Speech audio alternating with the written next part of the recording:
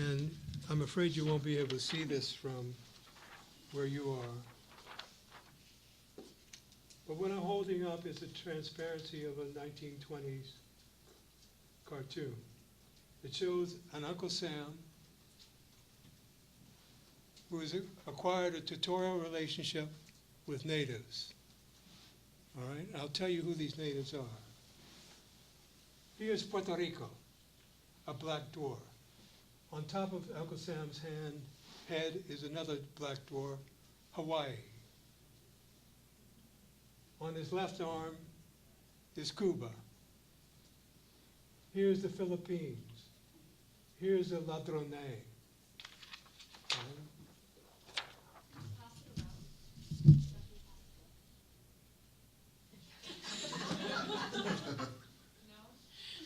No, I'll draw it for you. No, your campus is so affluent, you don't even have overheads anymore.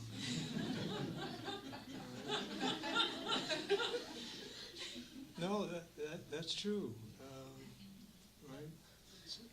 But it's also because I'm sort of retro with technologically, right?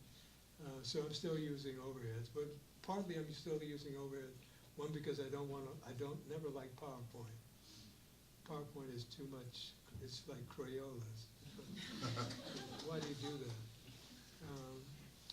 And I don't like PowerPoint because it's infantile. It infantilizes your audience, right? But also I don't like PowerPoint because it's too complicated for me. So I'm not a proud person. I have sort of got to limitations. Anyway, my point is that just as the plantation genre produced an inferiorization of black, it was now possible to add to that inferiorization an inferiorization which justified naturalized imperialism. It was appropriate for the United States to be in the Philippines from 1899 on. It's appropriate because the Filipinos are black and have no capacity as a consequence of self-governance. It's appropriate for the United States to occupy Haiti in 1915 because Haitians, bless their little hearts, have no capacity for self-governance. All right? It's appropriate. In other words, and any resistance to the United States' tutorial offer is published, printed, publicized in this country as banditry. There are Filipino bandits fighting the U.S. Marines in the Philippines. And the only major alternative construction of what's happening in the Philippines are what black Marines are sending letters to black newspapers to publish in the United States, which Gatewood reconstructed in his book, Smoked Yankees. All right. So, Cuba, Puerto Rico, the Philippines, Haiti, and so on, become the burden presumed by the United States. And the United States means, of course, actually what has become popularly known recently as the 1%. It is their interest which, in effect, is being achieved through these imperialisms. But a racial regime has to be cultivated, which, in effect, translates those adventures as merely an expression of the requirement, as Theodore Roosevelt maintains, the requirement that, in effect, those unconquered, undeveloped, ungoverned people come under some kind of social order. And that social order is legitimated by the kinds of filmic images that I was suggesting to you there. So I'm not looking at the jungle film simply because I like to see naked people. I'm not looking at the jungle film because it has these heroic white creatures in them, like Tarzan or Nina from Trader Horn, etc. Looking at jungle films because they evince a certain kind of impulse to re-congregate elements of the earlier racial regime into a justification for a new kind of slavery, and that is imperialism.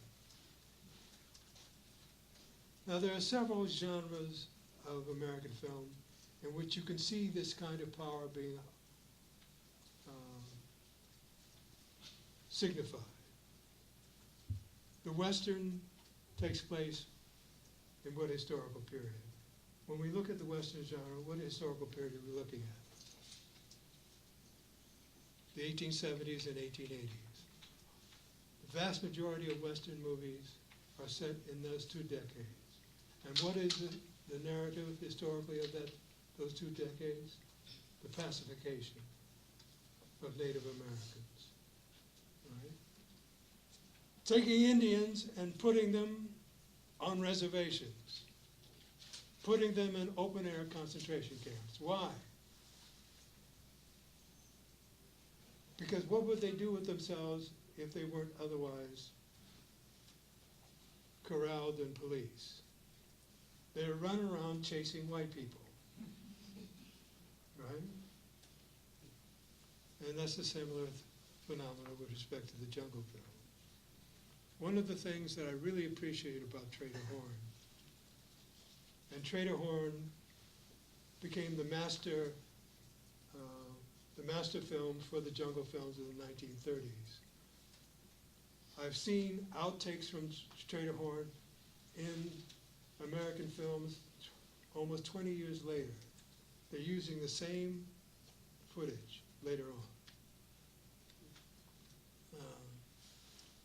But Trader Horn is more impressive than those films which followed it, because at the beginning of Trader Horn, the film crew goes to the Kikuyu village. And what are those Kikuyu doing? There's a blacksmith making implements, right? There are some young men some young men standing around playing a game, which in West Africa I know it's called ayo, but you know where you put the seeds in the pockets? What do you call that? Makala. Is that what it's called in? Yeah, wow. All right. They're playing this game. Another young woman is grooming a friend of hers. Some young women are giggling at the camera, shy, etc. Some are cooking. All of those elements of domestic life are missing from jungle films afterwards, because blacks have no time for that. They have to chase white people. So if they're not chasing white people, they're falling off cliffs because they've been, they're climbing and they're, what do you call it when you, what kind of servants carry these baggage? Hmm? Well, okay, yes, you're right, porters. They're porters, yeah. They're porters who are not so sure-footed as they should be. All right? So they fall off cliffs, et cetera, et cetera. All right? So the complexity of this Kikuyu village, which even in Trader Horn has an overlay of cannibalism to it, all right? That is, it was necessary in Trader Horn to invent cannibalism in this period in order to justify elements of the film later on. All right? So the Kikuyu are having, this anthropological moment among the Kikuyu. And then something happens which Trader Horn narrates to us is unusual and unique. Maasai come into the village. Not as invaders, they come into the village to talk about some stuff. Right? Right? And that was sort of my experience. When I went to Kenya in 1960,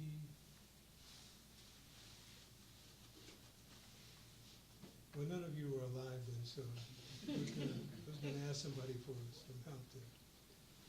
Does anybody remember the year that Jomo Kenyatta was released from detention? Was it 61 or 62? 62, I think it was 62. Right, because Kennedy was killed in 63. Yeah. All right, so I was with an organization called Operation Africa. Is that what it's called? Crossroads Africa. She wasn't even there, and she has a better memory for it than me.